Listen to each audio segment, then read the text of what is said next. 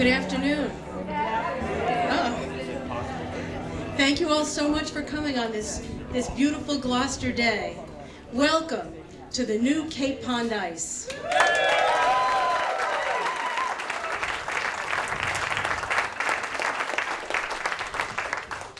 My name is Meredith Fine. I'm Scott's friend and attorney, and I'm your mistress of ceremonies for this program. A year ago, because of the steep decline in fishing, Cape Pond Ice faced a very serious cash problem. As many of you remember, Scott put the property up for sale and at the same time asked to have it removed from the designated port area. And it became a distinct possibility that this iconic business would no longer be able to stay on Gloucester Harbor. Much like George Bailey in the movie It's a Wonderful Life, Scott found out how many friends he has. Hundreds of people signed petitions, and many people sent letters to the editor in support of removing Cape Pond Ice from the designated port area. The Gloucester Times provided essential support, for which we're very grateful. Our mayor and our city council took a brave stand right before an election and supported removing Cape Pond Ice from the DPA. Meanwhile, while we were working on the zoning issues, we were also working on the financing issues. And the solutions to both of these problems will be announced shortly by Representative Ferrante.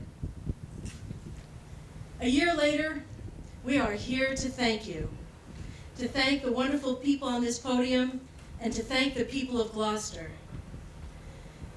This company is not just a symbol.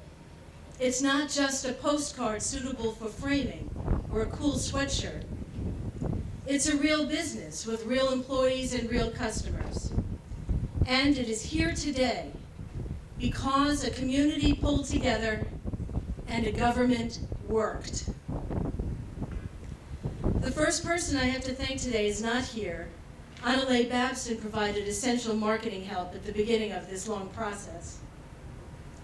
I also want to thank the City Council and recognize the councilors who are here today. Bill Fonvielle from Ward 5, where are you, Bill? Right in the front row. At-large Councilor Bob Wynot, who's devoted so many years to this city. I see former City Councilor Joe Scialino, who was also very helpful. Thank you, Joe.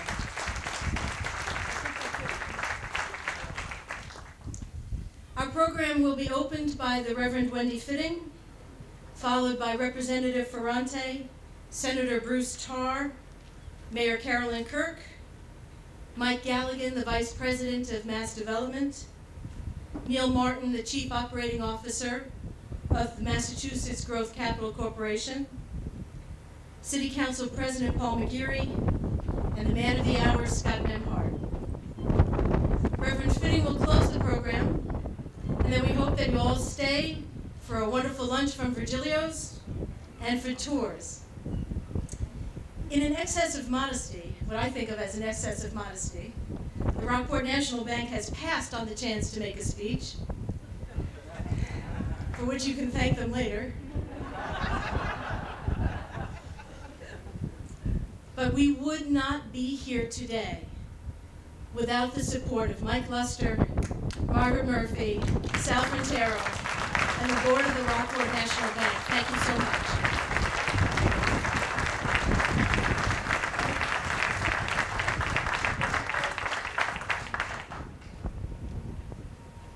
Good afternoon.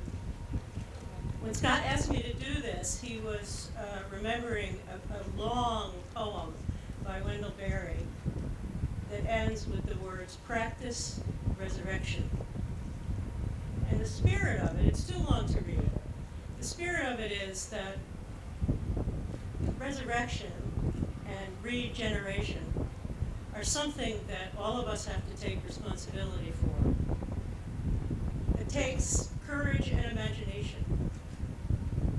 He says, do something that won't compute. And that's a little bit, perhaps a lot, of what's going on with the ice company and why we're gathered today. Courage and imagination. The opening reading is by poet Audrey Rich. My heart is moved by all I cannot save. So much has been destroyed. I have to cast my lot with those who age after age, perversely, with no extraordinary power, reconstitute the world.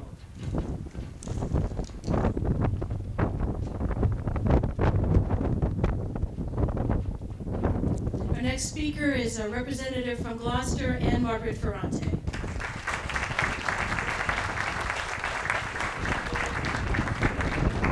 Thank you, Meredith, and thank you all for being here today. Today's announcement is quite simply a story about a business deciding that at the end of the day, its function, its property, is essential and imperative to maintaining our identity as a fishing port and Gloucester's identity as a modern-day hub port.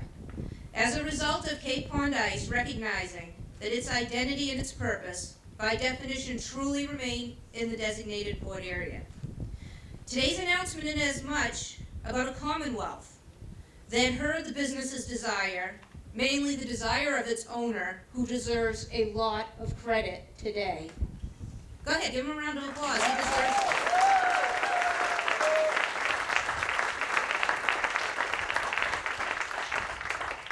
and a commonwealth that likewise recognized our want to maintain our identity as a fishing port and responded in kind. Today's announcement is as much about a community and a community bank, the Rockport National Bank. Perhaps this is where I should stay. I hope it remains a community bank. That's all. Go ahead, applaud, because it's a great community bank.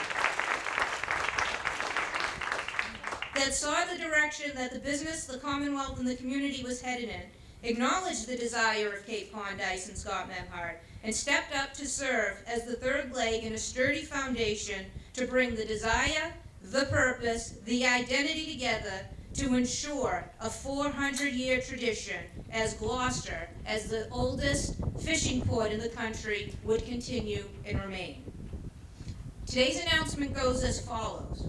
The Commonwealth, through Mass Development and Finance, and the Rockport National Bank, came together to repay the debt of the Cape Cod Ice Company and to contract with the ice company with more favorable terms, which will allow for modest savings, investment, and renovations to Cape Cod Ice.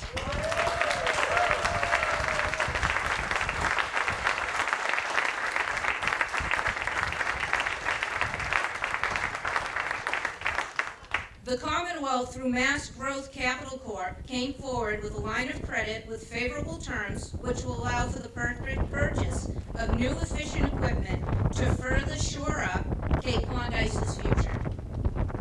Finally, the Commonwealth, through Coastal Zone Management in the Office of Environment and Energy, the Executive Office of Environment and Energy, issued a ruling declaring an essential hub port use serving the needs of the fishing industry meets the requirement of the designated port area without any minimum percentage of ice required for serving the fishing fleet. Meaning that this property, this is how significant this ruling is, that this property, by virtue of the fact that it is an essential part of a hub port, will have the flexibility that it needs to move forward without beginning the process of taking individual pieces out of the designated port.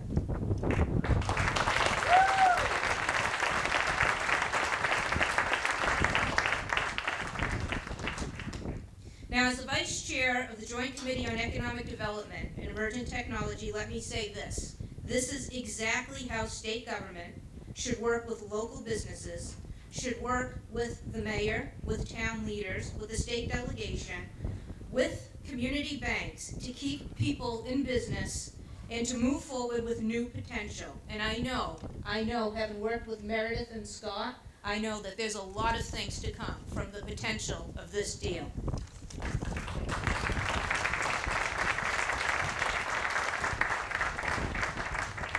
There are a lot of people who needed to work on this to make sure that this happened today. And I want to thank everybody who was involved. I want to thank my legislative partner, State Senator Bruce Tarr, who always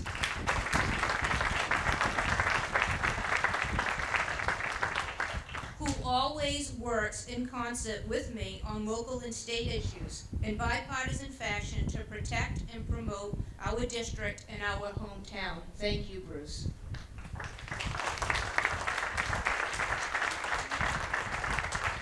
I want to thank the mayor for her leadership, and I want to thank the city council for paying attention to this issue and not letting our actions end today, but also looking at whether or not anything can be done to make the water in this community more user-friendly for the businesses that depend so much upon it. Thank you, Mayor, and thank you to the council.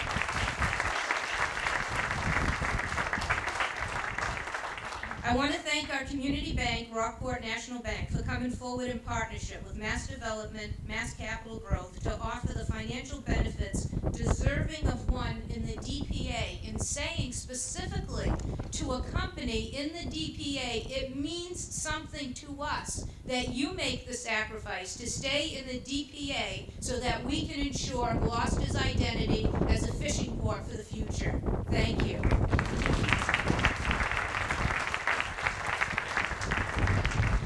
I want to thank our community newspaper, the Gloucester Daily Times, namely Sean Horrigan, for picking up the legacy of Richard Gaines and defending our port and essential businesses and shining a light on the consequences of harsh, stringent fisheries regulations. Sean, thank you for being that spotlight.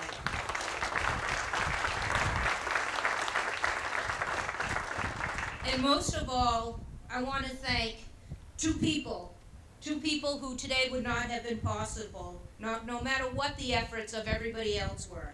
I want to thank Scott Memhard and his dedicated attorney, Meredith Fine, for realizing the true legacy, purpose, and mission of Cape Hondice and its meaning to our harbor and our community, and seeing this opportunity through when lesser people would have walked away and thrown in the towel.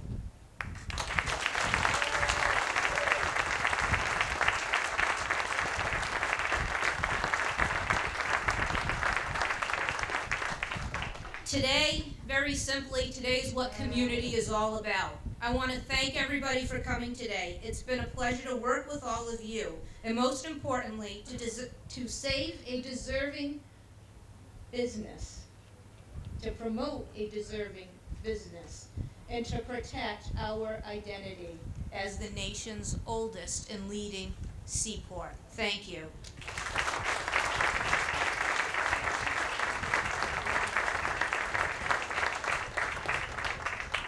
Thank you so much, Ann Margaret. Our next speaker is Senator Bruce Tarr.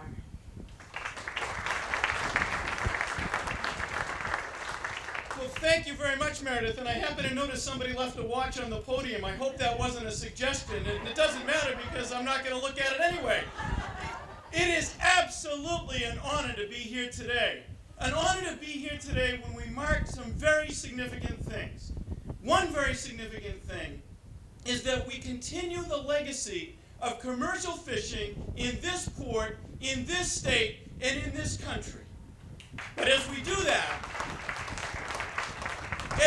that, we also begin in that long legacy that history and destiny have placed us in stewardship of, that we begin today a new era of adaptation, of development and transformation and renovation and reinvigoration, and a new life for that which has been entrusted to us by those that came before us.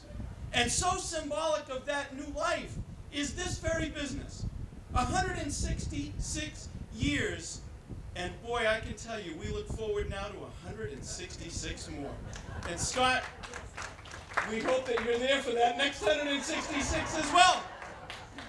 But the point is that this is such a substantive metaphor for what we need to be doing. And it's so symbolic that we're in the midst of a storm with commercial fishing of proportion that our nation and New England have never seen before. And in the midst of that storm, we look for a beacon, we look for a light to guide us, to say, which direction do we go to get through these troubled times?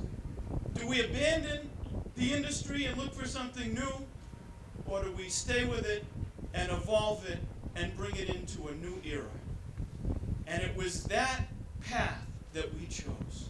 And we chose it because a cry for help came from this property, from Scott Memhart, who every day since he arrived in this community has invested himself so wholly in making it more prosperous that it's hard to even describe it at this microphone.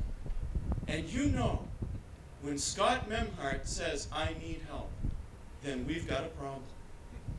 And Scott said that, and like any cry for help at sea, we needed an all-hands exercise.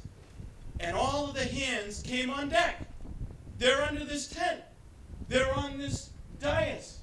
They're throughout the Commonwealth of Massachusetts. And Scott, by the way, for every ounce of personal investment that he's given to us, needed a great navigator. And that great navigator was Meredith Fine. Tireless, relentless, aggressive, but always respectful.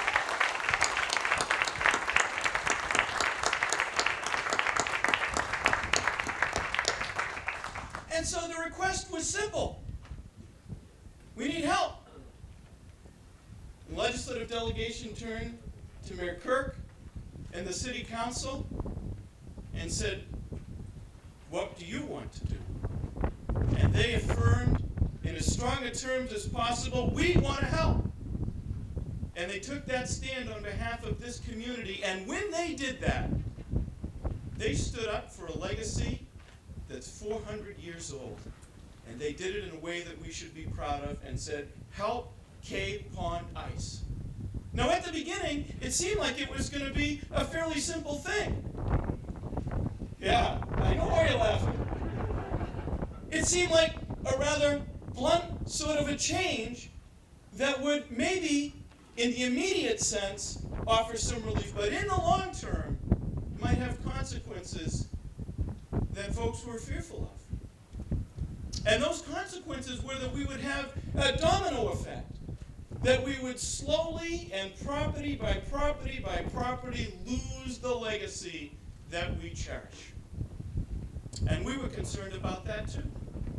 And that's why we sat down for long meetings, long days, long nights, some very interesting phone calls from Meredith.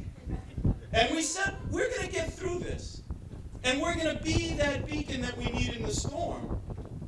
But we're going to take the time to do it right. And the time to do it right also meant the method to do it right. And so we had to say that we know that Scott is an incredible entrepreneur, an innovator. He has diversified his business, not just for the sake of increasing his margins, but so he can still sell ice to the fishing fleet. How do we unleash that entrepreneurial spirit? Well, you got to get rid of the crushing financial burden that the company was under. And so we said to Mass Development Finance, we've got to do something different. We've got to step up. And they did. But you know, like so many things, this wouldn't have worked if it didn't have that local participation of Rockport National Bank saying, if you're going to help Cape Pond Ice, we're not going to be left out either. And then came the big challenge. What do we do with the DPA? And as we thought about that, everyone in this community and up and down the coast watched us. Because we know that too many people in this Commonwealth, and even in our own city, fear the stranglehold that the DPA can have. And we said we've got to do something to change that, because one of the greatest legacies of this city, and it's critical to our survival, is that when we are faced with a challenge, we adapt, we change, and we prosper. And so we said to CZM and DEP, if you want to have the DPA mean something, it's got to adapt and change so we can prosper. And lo and behold, a reasonable, meaningful change occurred, and the DPA can now have the opportunity not to crush businesses that we count on, but to help them grow, adapt, and change, and prosper. And that's why we're here. Because in this terrible storm that we face, we we look for that beacon, and we find a business owner who didn't give up, who didn't sell out. We found an attorney that gave us the kind of passionate advocacy that every client deserves, but with an understanding of the context of the case and how to move forward rather than just being petulant. And we found those institutions that sometimes we just doubt rising to the challenge. And so now, that beacon in the storm is right here. And now, those dominoes that we feared falling in a bad direction can begin to fall in the right direction. Flexibility for waterfront employers. Creative financing that now we say can be done. And a reaffirmation that the Commonwealth of Massachusetts believes in its commercial fishing industry, believes in its oldest and most significant port, and believes that sometimes government just has to rethink things to get it right, and in this case was willing to. And if it did it here, it can do it again and again and again. The domino has fallen, and let us hope that we see more to come. And let us know that they can because of what's happened here. Our work isn't done, but we have a beacon to guide us. We have a businessman that showed us the way. And we have a path that's clear. And I want to tell you that this era, this new era, is up to all of us. We can't let go of this. We can't lose our place in our heart for it, or the place in our mind that innovates, that Gloucester has had for every minute it's been in the fishing industry. I walked across the parking lot this morning. I ran into Joe Orlando. Many of you know Joe, one of the most iconic fishermen that this port has ever known. And we were all sad the day the Padre Pio got sold. And we wondered, if the Padre Pio gets sold, what's going to happen with everyone else? Joe said, I got to stop you for a minute. I want to tell you something. He was holding in his hand a piece of paper. The piece of paper was the title for a new fishing vessel that will come to this port next week. We are in.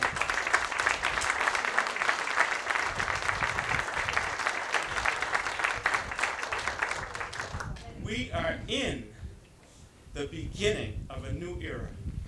We are its stewards. We are its fuel. We build its legacy. Let us not fail what destiny has called us to do. And let us not forget that this day began that new era. Thank you to everyone who's been involved. And let's remember today that this legacy connects us. And when we're connected this way, there is nothing we can't accomplish. Thank you all very much.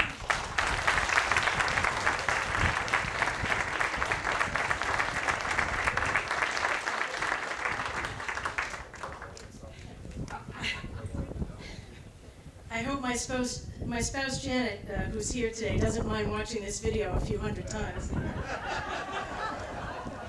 It's going to be on a continuous loop.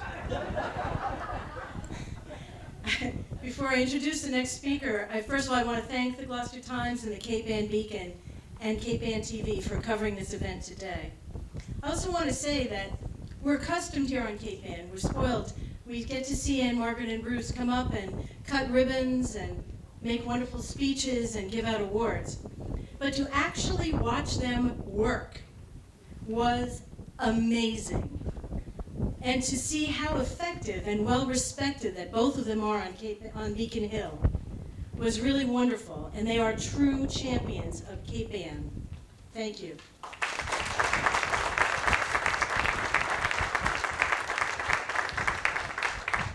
Our next speaker is the Mayor of the City of Gloucester, Carolyn Kirk.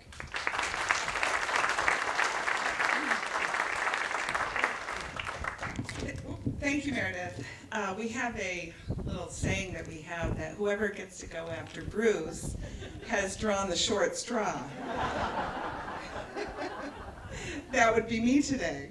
Thank you, Senator Tars. Thank you, Representative Ferrante. I want to just talk a little bit about Scott Memhard. And has anyone ever heard of Sisyphus? Yes, Sisyphus from the Greek mythology had a giant rock, and he pushed it up the hill. And every time he made progress, the rock came down. Sisyphus is still pushing that rock up the hill. I'm going to change that story a little bit. So Scott is Sisyphus, but instead what he was pushing up that hill was a giant block of ice. For how many years? And that ice kept slipping down. And he would push it back up and it would come back down. And then Scott finally figured out what Sisyphus has yet to figure out. And that is that you gotta break that ice up. You gotta break the ice. So Scott took the financial piece and he broke it into smaller pieces. And then he took the zoning piece and he broke that down. And he took his business plan and his diversification of his market and he broke that down. And he got to the point where he had done everything. And then we had a crushing blow and a precipitous fall of the business from the cut in the quotas for the fishing industry. And that's when Scott came to us.